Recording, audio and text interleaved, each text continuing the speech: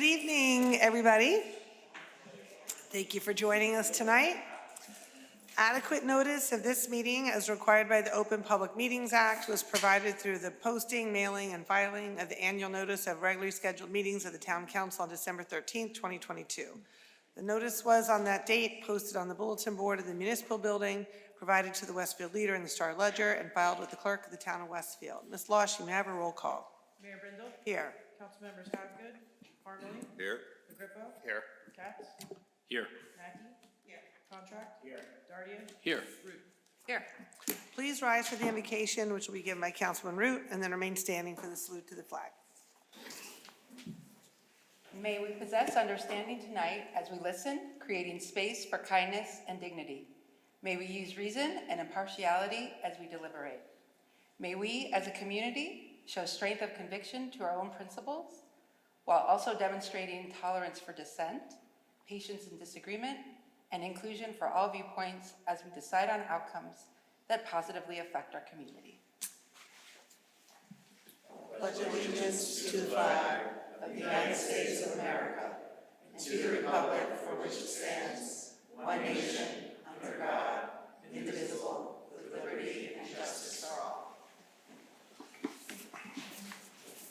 Should I do these now? Oh, this one right here? And then I'll do why don't I do this right now? Can I do it right now? Thank you. Yeah, sure. You know, why don't we do this one first? Sorry, before we give comments, we've got two great proclamations tonight, so why don't we just start off with that? So the first one we're going to do, and I'm going to invite the folks representing Moms Demand Action and everybody else up here. This is to recognize National Gun Violence Awareness Day.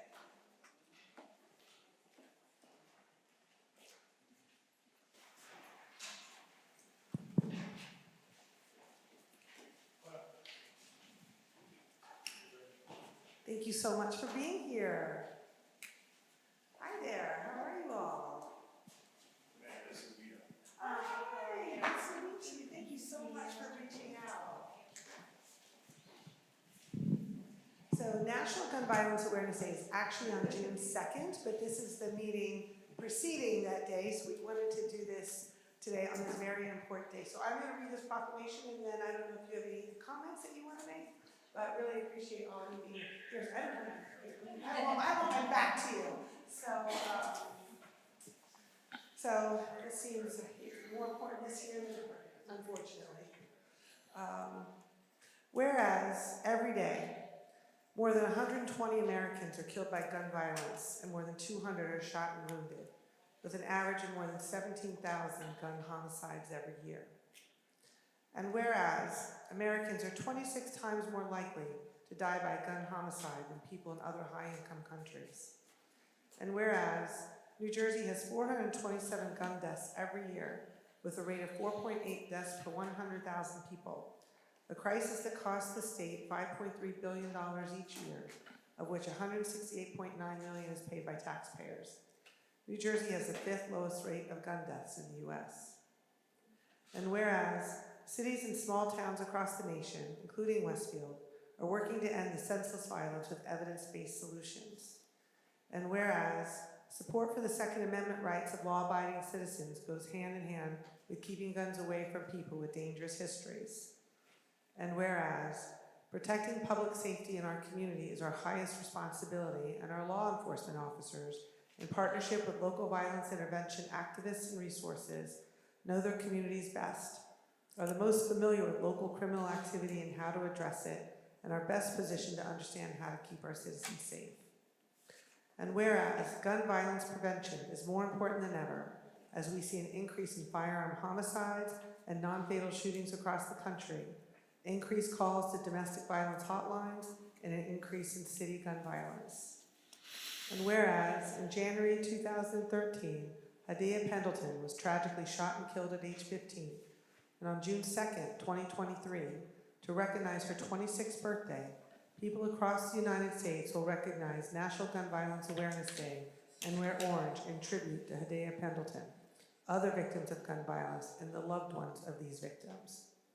And whereas the idea was inspired by a group of Hadea's friends who asked their classmates to commemorate her life by wearing orange. They chose this color because hunters wear orange to announce themselves to other hunters when out in the woods. And orange is a color that symbolizes the value of human life.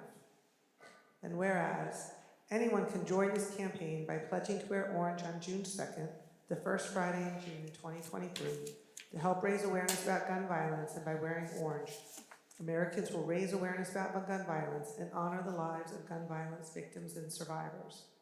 And whereas, we renew our commitment to reduce gun violence and pledge to do all we can to keep firearms out of the hands of people who should not have access to them, and encourage responsible gun ownership to help keep our families and communities safe.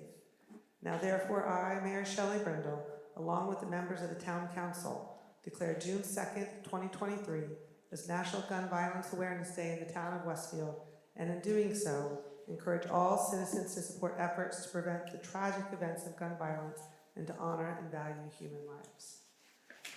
Thank you all for bringing this. I was very proud. One of the very first things I did as mayor, as you may recall, in 2018, was sign Mayors Against Illegal Guns. My dad was a hunter. I grew up guns in the household.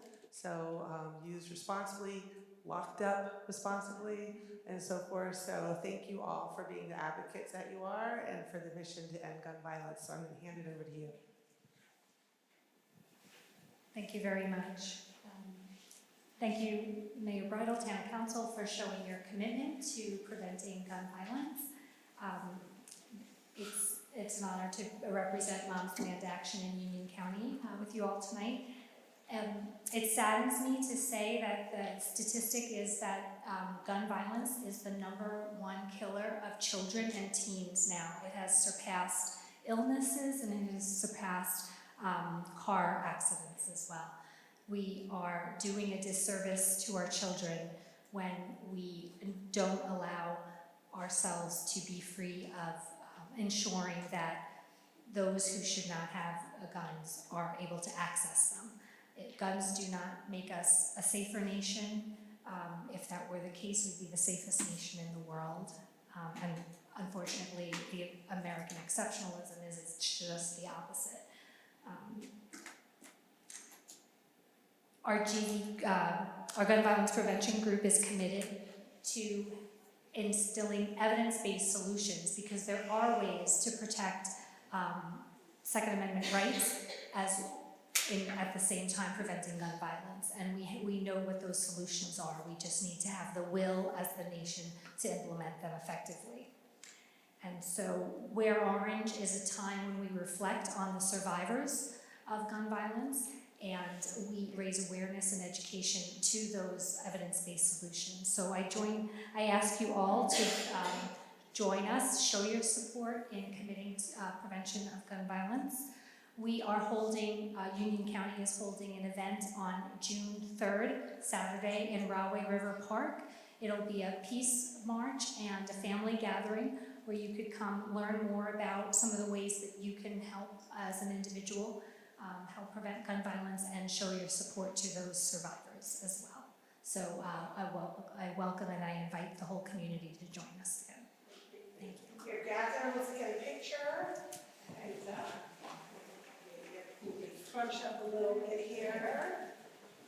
Walter, is he right? You know, he's right next to me. Can you get us all in here? Yeah. Get us all in here. Take a look. There we go.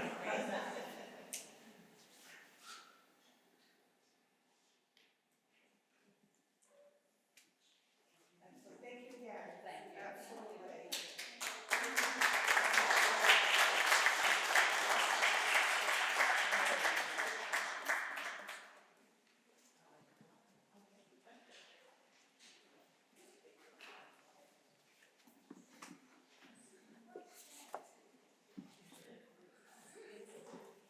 And we have one more proclamation that we're going to read.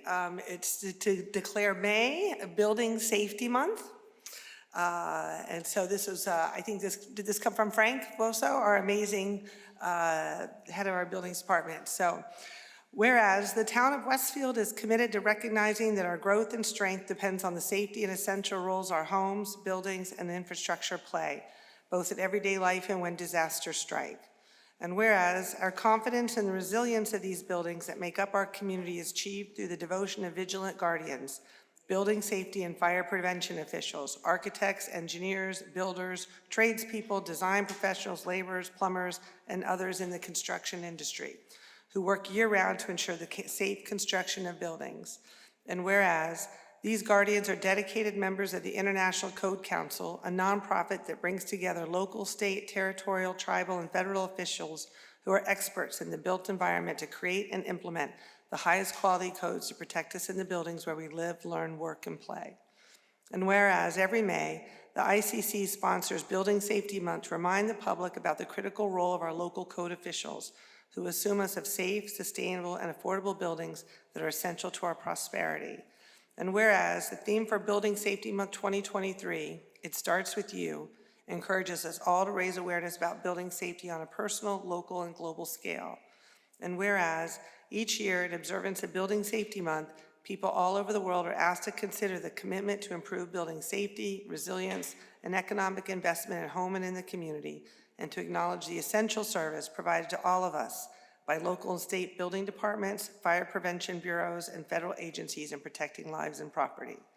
Now therefore be it proclaimed that I, Mayor Shelley Brindle, Mayor of the Town of Westfield, along with the members of the Town Council, hereby recognizes the essential role of the Westfield Building Code and Fire Prevention officials in protecting our community. Be it further proclaimed that the month of May 2023 be designated as Building Safety Month in the Town of Westfield. And I would like to offer my personal thanks to everybody in our buildings department who does an exceptional job, and I hear about it regularly from people who are investing in building in town what they do. So with that, Jim, and by the way, if you don't have to stay if you all don't want to, but you're more than welcome to. We won't be insulted if you got up and leave. I just want to give you permission. So, Bill, Jim, any updates from you? Just really one update, Mayor. I wanted to give an update on the long saga of the Lamberts Mill Railway traffic light. Just a reminder, we have two traffic lights that we approached the county with some time ago. The county did install both for us at their expense. One was at West Broad and Scotch Plains, which has been operational now for some time and very successful. The other one was Lamberts Mill Railway, which was installed but not turned on. If you remember why it was not turned on, the timing of that light must be timed with the Conrail train line there. At the time the light was designed, which was some years ago, that timing directive was programmed at that time. Since the light was installed some years later, the timing directive, some regulations with Conrail and the Federal Rail Administration changed, which required new timing to be done, which of course complicates the matter. And so I've been in touch with the county engineer, Ricky Matthias, and as well as the county Public Works Director, Joe Graziano. I want to thank them both for being very diligent on this, contacting Conrail. The ball's been in Conrail's court for some time, and I can speak directly to this. Conrail is not the fastest group of people to deal with. We had to deal with that when we did the quiet zone many, many years ago. They are working on it, but they're not very speedy. Nonetheless, the latest update from the county engineer as of last week to me is that Conrail is now working with PSE&G. They have about, I guess, 6 different electrical services to install in the area, new electrical services in the area to be able to have the right timing with the train lines that go by. And so apparently as of last week, I think 4 of the 6 were installed, 2 more to go. Once they are finalized, the PSE&G and Conrail, they will inform the county. The county will then do testing of the light timing that they have programmed with the Conrail timing. And Mr. Matthias, the county engineer, will inform me of when the light will be activated. We're hoping that's in the next month or 2. It's taken a long time to get here, but it's crucial that that light be timed with the trains, and it can't be turned on otherwise. And of course, as we know from the West Broad and Scotch Plains, whenever you have a new light going in, there's an acclimation period. So once we know what that's happening, we'll have message board signs there letting people know what the time, what new light operations will be there. But I just wanted the public to know and the council to know that we haven't forgot about it. It's still going on. It's taking a lot longer than we all would like. But Conrail is getting their act together and the county is following up. So as soon as we know I'll let the public know as well, but I thought it was important to give it time since I just got an update from the county engineer. So I want to thank them again for doing whatever they can to push this along. So that's it. Oh, excellent, thank you. Yep, sure. Yeah. Just a few updates for tonight and a little bit about the agenda this evening.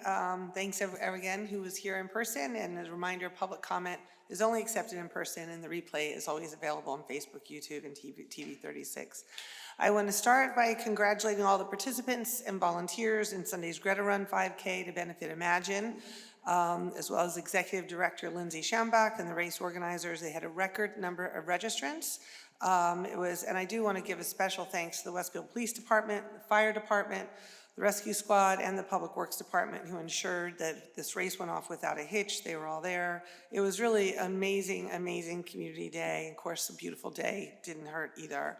I just also want to acknowledge, since we last met, we have had a few more new businesses open their doors in Westfield. Cachet Boutique is a new women's clothing store that opened across the street from Starbucks at 112 Central Avenue.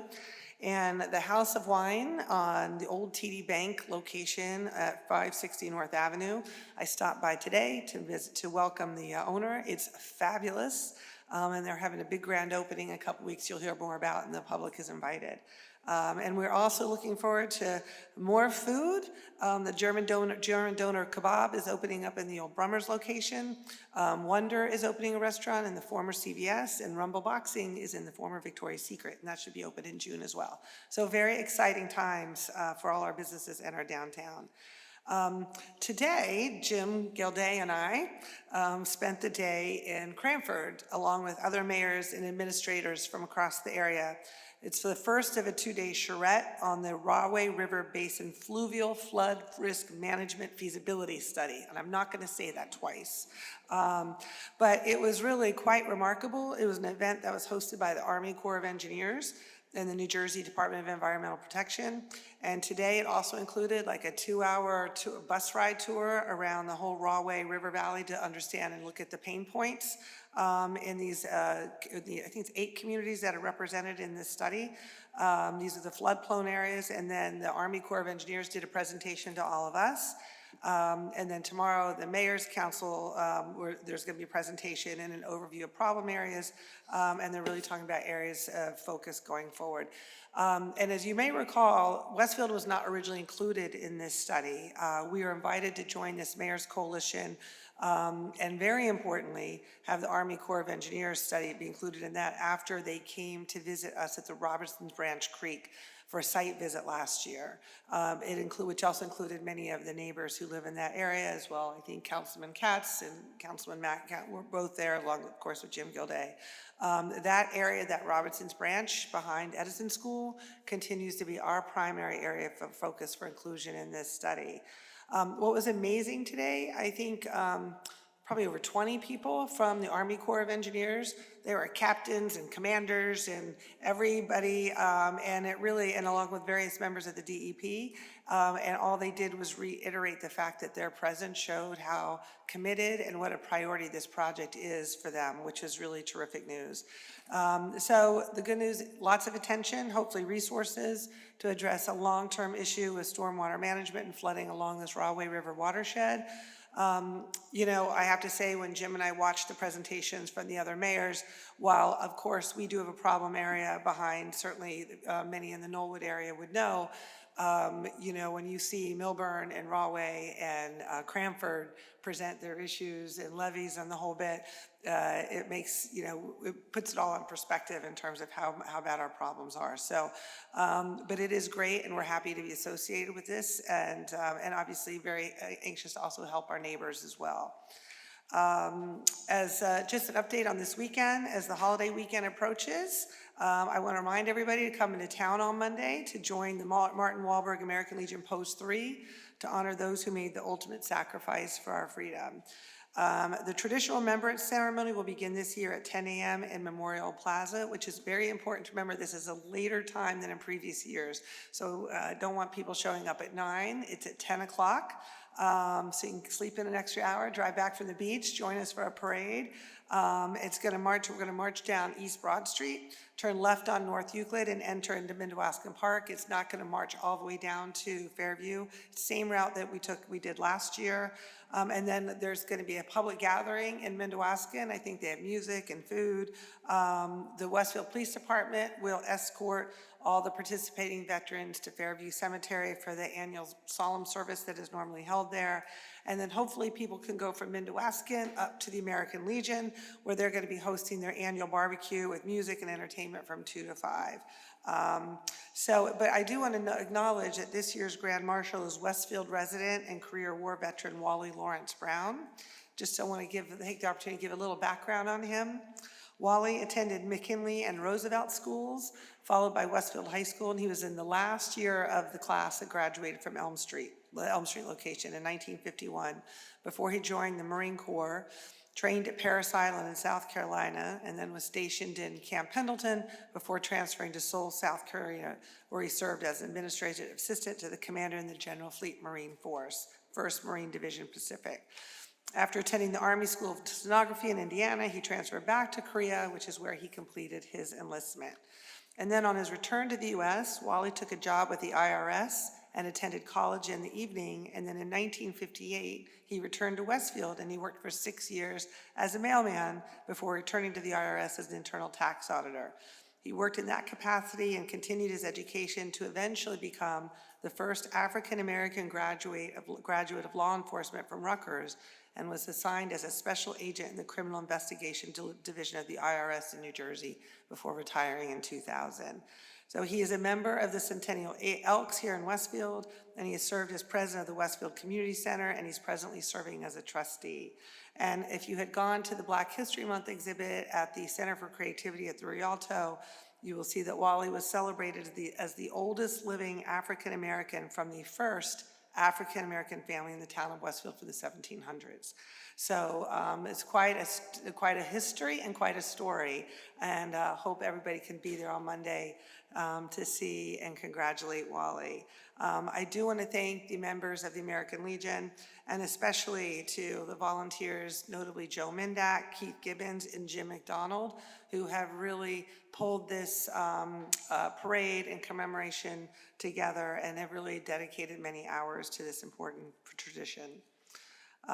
Speaking of tradition, there's a new tradition, don't miss Pizza with the Police, which is this Thursday from 4 to 5:30 at Out of Town Pizza on South Avenue. If you haven't been there before, stop by. It's fun. There's music. You get to meet and greet all the police. I think the fire folks are usually there as well, and get a slice and soda, compliments of the Westfield Police Department. It's a great opportunity to ask, questions. Please bring your kids. It's really part of the Community Policing Bureau of the Police Department.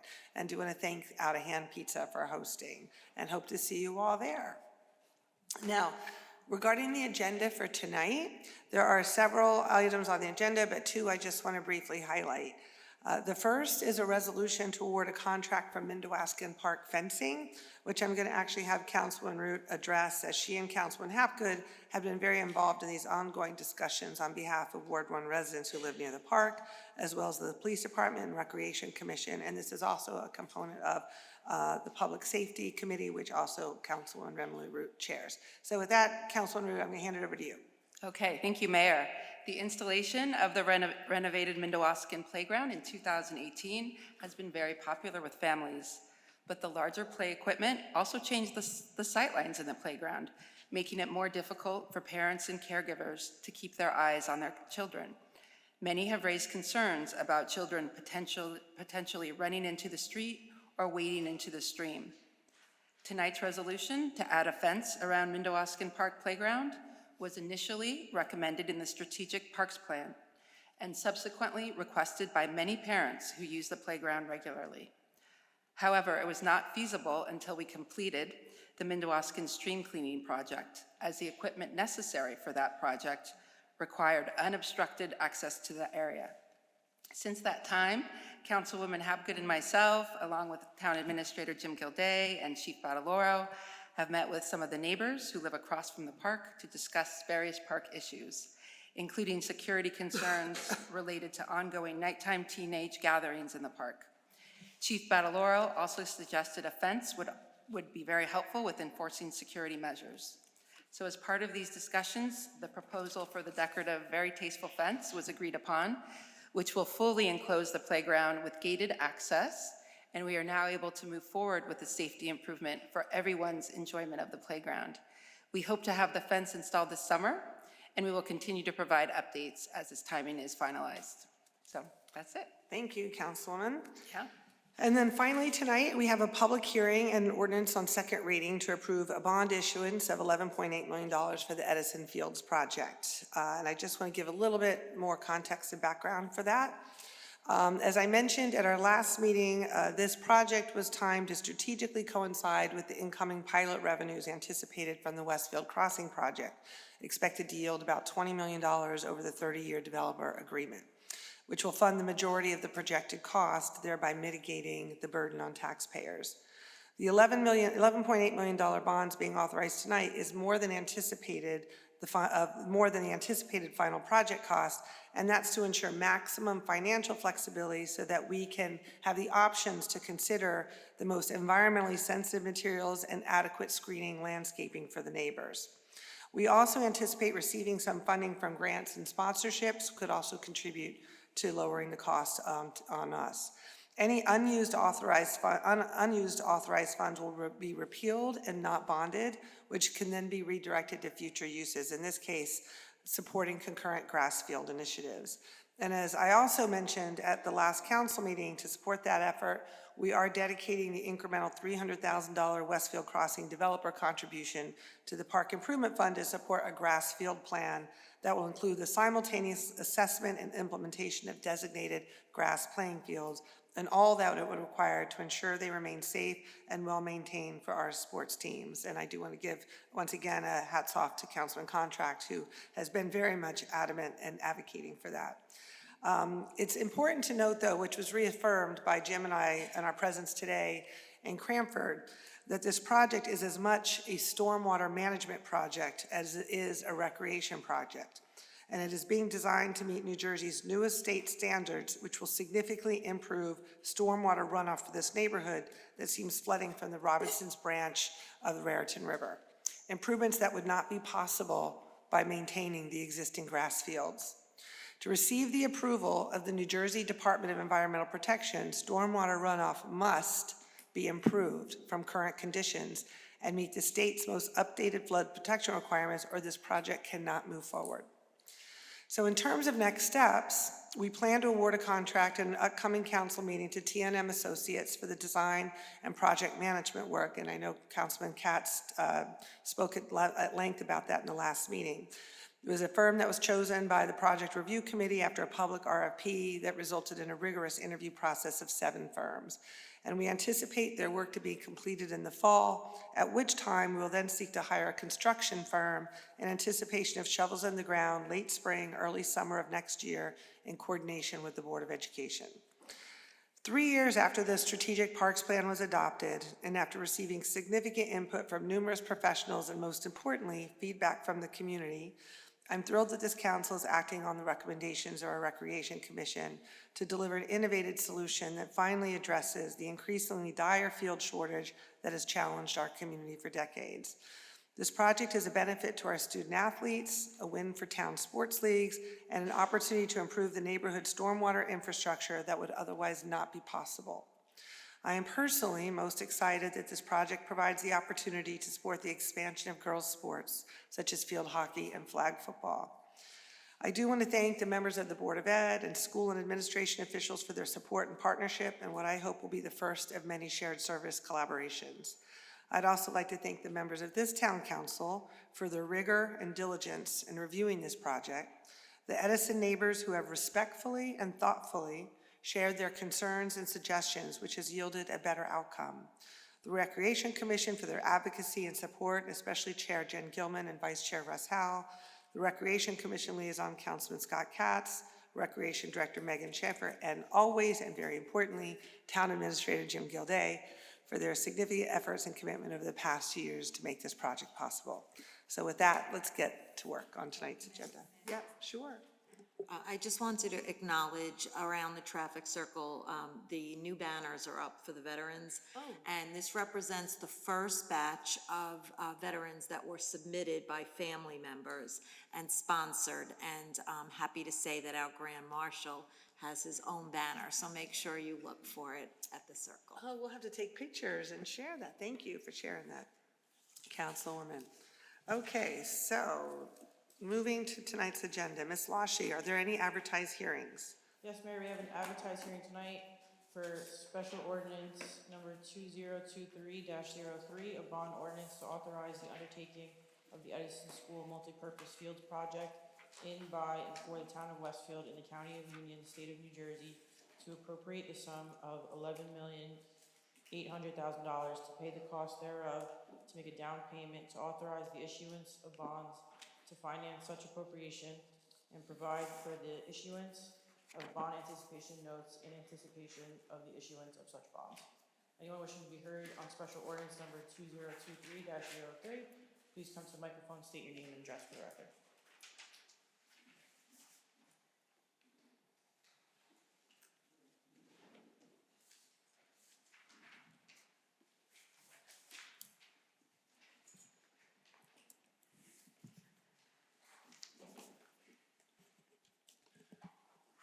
Good evening, Mayor and Town Council members.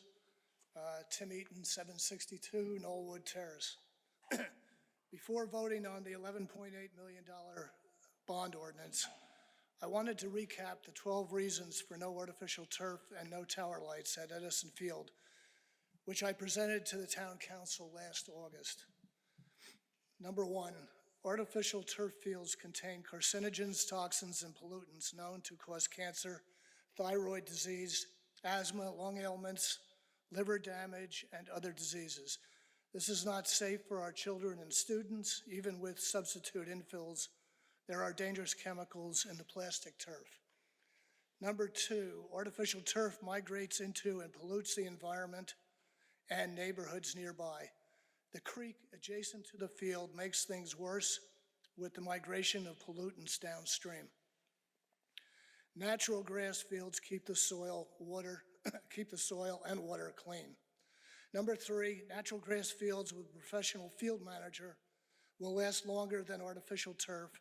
Natural grass fields will become stronger over time and be able to handle increased activity with enhanced irrigation, aeration, seeding, and drainage. Number four, artificial turf wears out over time and has to be replaced. Number five, artificial turf is not recyclable, leading to an environmental contamination.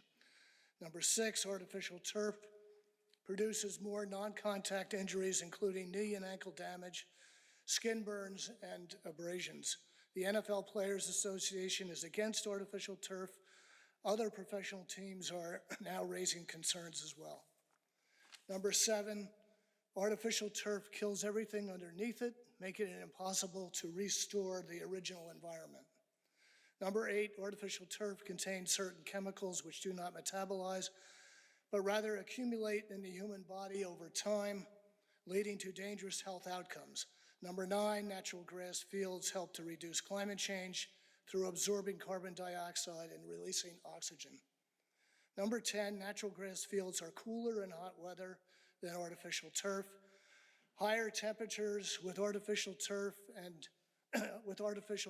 exposes users of the fields, students or athletes, etc., to toxic gases.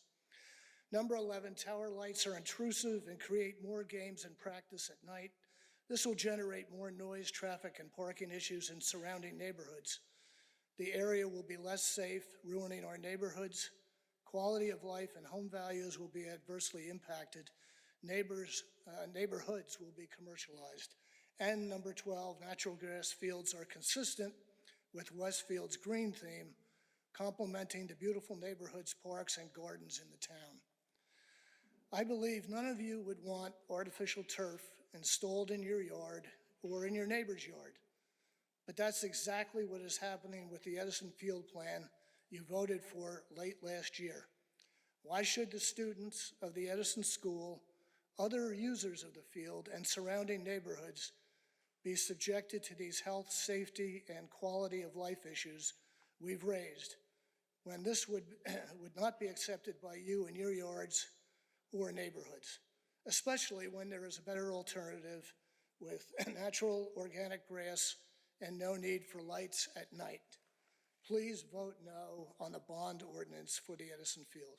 Thank you.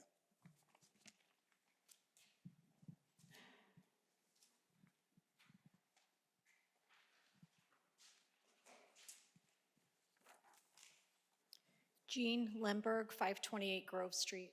2 weeks ago, I urged you to become educated about the hazards associated with plastics, including plastic grass, by watching a recording of Plastics Impact on Human Health, a free Beyond Plastics webinar with Dr. Philip Landrigan, which is available on YouTube and on the Beyond Plastics website at www.beyondplastics.org.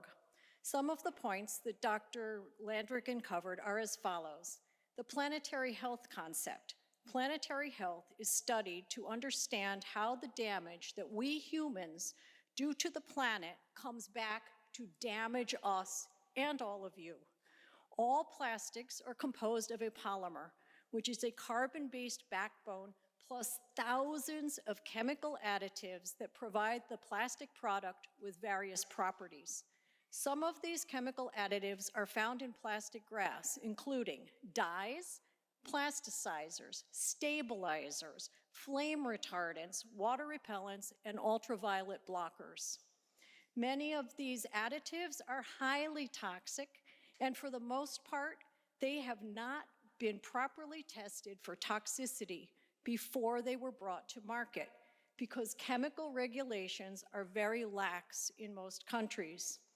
The chemical additives that are put into plastics include carcinogens that cause cancer, neurotoxicants that cause brain damage, and endocrine disruptors that can hack and scramble the endocrine signaling system that connects all the different organs in the human body. Plastics and the plastic additives are made from fossil carbon, which are coal, oil, and gas. Since the 1950s, hundreds of thousands of new chemicals and plastics have been manufactured and released to the environment. We are surrounded on every level by plastics and synthetic chemicals that our grandparents and great-grandparents never encountered. New uncharted territory for humanity's relationship to the planet we live on. It is not possible to bring a new drug or vaccine to market without extensive study for safety and toxicity testing, which is overseen by the Food and Drug Administration. In contrast, chemical manufacturers and plastic manufacturers are under no obligation to test chemicals or provide data on the toxicity of chemicals to the public or the government. New chemicals are brought to the market with lots of enthusiasm and little due diligence. And what happens is that belatedly, sometimes years, sometimes decades after they have been brought to market, they are found to cause great harm to the environment and great harm to human health. Chemical additives can comprise up to 50% of the weight of a plastic product, whether it is a rubber ducky or plastic grass. Chemicals do not stay in the plastic, they get out. They leak into the environment from the highest points of the Arctic to the deepest points of the ocean. This means that the plastic particles and chemical additives get into the food chain and into us. If you watched the webinar yourself or are getting the Cliff Notes version of Dr. Landrigan's presentation tonight from me, you should realize that the idea that you will be able to buy artificial turf, AKA plastic grass, that is safe for people and the planet is simply not true. Replacing a natural grass field with a plastic carpet is a really bad idea, especially if it occurs on a school property or in a park. You should also realize that the $11.8 million bond is way too low because you cannot put a price tag on the destruction of our planet, which does not belong to me and it does not belong to any of you. We are all borrowing it from future generations. Please vote no on this. It's just a really bad idea and sends a really bad message to our kids. It's telling them that we don't care about them. All of you are really smart people. You can figure out a way to make natural grass work everywhere. Thank you very much.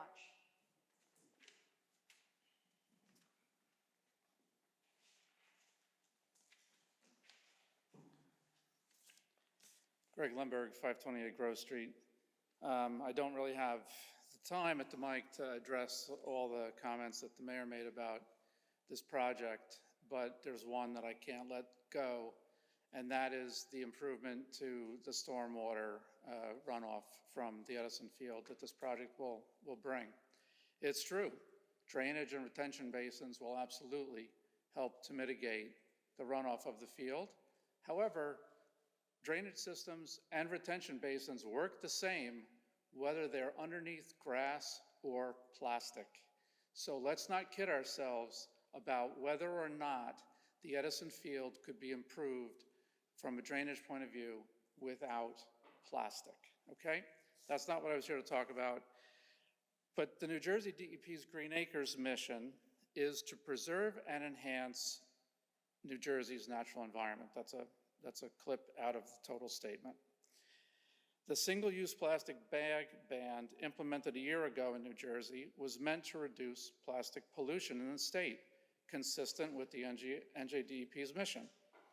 That program is being undermined with every new plastic field that's installed or worn out existing plastic field that is replaced, just like Sid Fay Houlihan is going to have happen to it any day now because it's fallen apart. What's worse is that the NJDEP's so-called Green Acres program helps fund these plastic fields, typical left hand not knowing what the right hand is doing in government.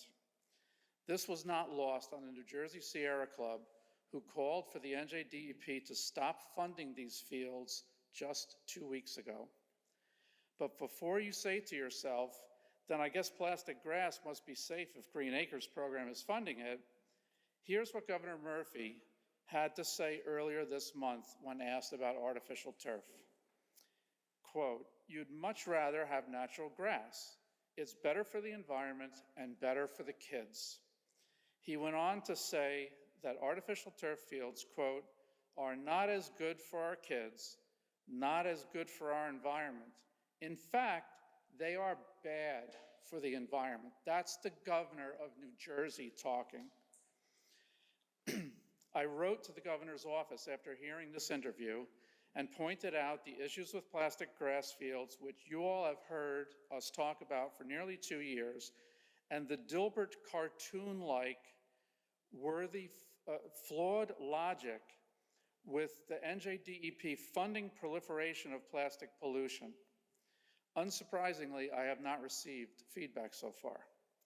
The Edison Field project will absolutely undermine anything that the town of Westfield and the Green Team have done or will do for years to come. One of the cornerstones of the Democratic agenda is to fight climate change. 8 of you are Democrats and should be taking a stance in favor of the environment in the midst of climate crisis. If you vote in favor of this ordinance, instead of protecting the environment, you are creating another installment of a Dilbert cartoon. Thank you.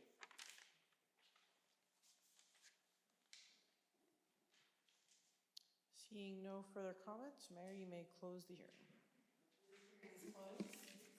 This hearing is closed. Councilman Parmalee, please move for the adoption of special ordinance number 2023-03. Thank you, Mayor. I'd like to move for the adoption of special ordinance number 2023-03 on second reading, a bond ordinance to authorize the undertaking of the Edison School Multipurpose Fields Project in, by, and for the town of Westfield and the county of Union, state of New Jersey, to appropriate the sum of $11,800,000 to pay the cost thereof, and to make a down payment to authorize the issuance of bonds to finance such appropriation, and to provide for the issuance of bond anticipation notes in anticipation of the issuance of such bonds. May I have a second? Second. Second by Councilman Dardia. Any discussion? I would just like to acknowledge Mr. Eaton and Mr. and Mrs. Lemberg. First of all, thank you for your diligence, and I mean it sincerely. You guys have been coming to these meetings regularly for, I don't know, over a year, I think at least it's been. And I do believe that your comments and concerns have forced us to do much more and a lot of due diligence. Now, you might not be happy with the outcome regardless, but I want to tell you, I think in terms of some of the commitments that we're making to grass fields to ensure that we're going to be able to choose the most environmentally sensitive materials, the stormwater issues and so forth, we're all really, I think, a direct result of us having to dig deeper because of the comments that you brought. And I just want to comment, like, no one is denying that well-maintained grass fields is ideal. No one is denying that. But I think our role up here is to balance the practical reality of delivering for our sports and students relative to other things. And I think this proposal, or this bond ordinance and Edison Field proposal, it does a good job of balancing both. It has the full support of the school district and the administration, and the leaders of Edison schools specifically. And obviously those are big factors in us feeling comfortable about moving this forward. So I just do want to say thank you for that, and I really do appreciate that. And we look forward to continuing as this project moves forward with the neighbors to work on, mitigation concerns and other things that they have raised along the way. So this is another kind of beginning of the project tonight. So with that, David, you. I'd like to say something, but I think Mark or Scott. Okay, good. Oh, okay. So I'm not going to repeat what I said at the last meeting, but I did want to say one of the reasons why I did vote yes 2 weeks ago, and I will vote again yes tonight, besides the town's firm commitment to natural grass fields, because I actually agree. I think that is the direction we should go in, but I think we have to probably use both turf and grass to ultimately meet the needs of the community. But I believe having a seat at the table and being involved in this project going forward helps me help this project address the concerns that are on the table. Being on the outside doesn't help give voice to the Lembergs, and give voice to Tim, and give voice to all the Ward 3 and Ward 4 residents who've spoken to me. But I think being part of it and hopefully steering this project, because decisions have to be made between now and whenever it's finished, will help, I hope, mitigate many of the things that you all talked about tonight. That's was part of my calculation, which I explained 2 weeks ago. So it's no solace, I'm sure, to you, but at the end of the day, I'm trying to do what I think is best for Ward 3, and I think my vote reflects that. No, I'll just say I thought it was interesting. I was reading about Scotch Plains this past week, and the residents mobilized there and got their field. I think it's $3 million to a referendum. So I think it's great that the residents of Scotch Plains will have a say either way. Would have been nice to have something similar in Westfield at a project that's almost $12 million. When it was announced last year, it was $9 million. I understand inflation and some additional costs, but at price tag of almost $12 million, I'm sure the costs will go up over the next few years. Would have been nice to have this voted on by the citizens of Westfield. But thank you.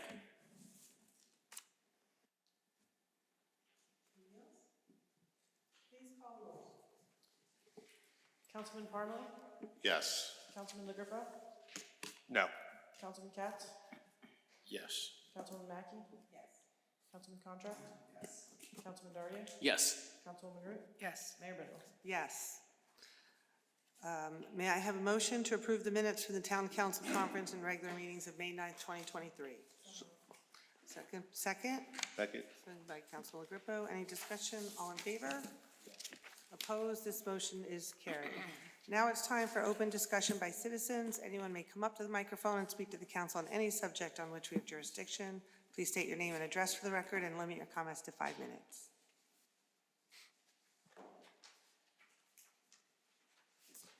Hearing none, I close this portion of the meeting and move to bills and claims. Councilman Parmalee.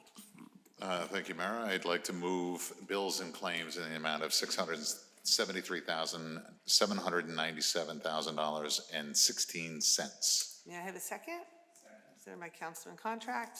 Any discussion? All in favor? Yes. Opposed? This motion is carried. Next on the agenda is reports of standing committees, beginning with the Finance Policy Committee. Councilman Parmalee. Thanks again. I have 5 resolutions, which I'd like to move in as a package. The first is a resolution authorizing the CFO to refund street opening cash bond. Second is a resolution authorizing the CFO to refund recreation department fees. Third is a resolution to award a contract for Mindawaskan Park fencing. Fourth is a resolution to award a contract for ADA door installation. And lastly, a resolution to approve insertion of a special item of revenue in the municipal budget. This relates to clean communities. May I have a second? Second. Second by Councilman Root. Any discussion? All in favor? Yes. Opposed? This motion is carried. So moving on to public safety, Councilman Root. Thank you, Mayor. I would like to move General Ordinance Number 2023-03 on first reading, an ordinance to amend the code of the Town of Westfield, Chapter 13. May I have a second? Second by Councilman Dardia. Any discussion? Please call the roll. Councilman Parmalee? Yes. Councilman Agrippa? Yes. Councilman Katz? Yes. Councilwoman Mackey? Councilman Contract? Yes. Councilman Dardia? Yes. Councilwoman Root? Yep. Mayor Brindle? Yes, this motion is carried. Next is code review. Councilman Parmalee. I'd like to move a resolution to approve peddler's licenses. May I have a second? Second. Second by Councilwoman Mackey. Any discussion? All in favor? Yes. Opposed? This motion is carried. And then next, I'd like to also move General Ordinance Number 2023-23 on first reading, an ordinance amending Chapter 18, Police, of the Code of the Town of Westfield to include the position of police chaplain. May I have a second? Second. Second by Councilman Root. Any discussion? Please call the roll. Councilman Parmalee? Yes. Councilman Agrippa? Yes. Councilman Katz? Yes. Councilwoman Mackey? Councilman Contract? Yes. Councilman Dardia? Yes. Councilwoman Root? Yep. Mayor Brindle? Yes, this motion is carried. Next is Public Works. Councilman Katz. Thank you, Mayor. I would like to move a resolution authorizing a stipend for recycling program coordinator. May I have a second? Second. Second by Councilman Agrippo. Any discussion? All in favor? Yes. I just wanted to say one thing, just, maybe Jim wants to talk, but guys, we have an amazing recycling coordinator in this town. You know, I don't know if people know Richie Eubanks, but I've worked with him closely as the chair or the former chair of the Public Works Committee. He goes out of his way to support recycling in this town, and I don't know if residents are really aware of it. You know, if a recycling partner of ours is going out of business, he'll find a replacement and doesn't even mention it. It just goes like clockwork. So a lot of residents participate in all the recycling programs, the Conservation Center. It's because of Richie, you know, and his team there, and it's all happening behind the scenes. So I just think we owe him a big thanks to help support our recycling efforts in town. Thank you, David. It's really much appreciated, and you're right. Rich Eubanks now, this is almost his 3rd year in this role, and you're absolutely correct, and I really appreciate your comments. He does a phenomenal job, and to your point, he's proactive. He is out there seeking new initiatives, replacing vendors, which change all the time for existing initiatives, you know, driving Greg O'Neill and I crazy with crazy things he suggests every week, but it's good. It's a good He issue. loves it, right? He He's loves it. really, It's great. he does a great job, so thanks for recognizing, I really appreciate that. Yep. Excellent. And isn't it Public Works Week this week? So it's Public Works Week too, so perfect time to acknowledge him. All in favor? Yes. Opposed? This motion has carried. May I have a motion to adjourn? So moved. So moved by Councilman Contract, second? Second. Second by Councilman Mackey, all in favor? Opposed? This motion is carried, and this meeting is adjourned. Good night, everybody. Thank you.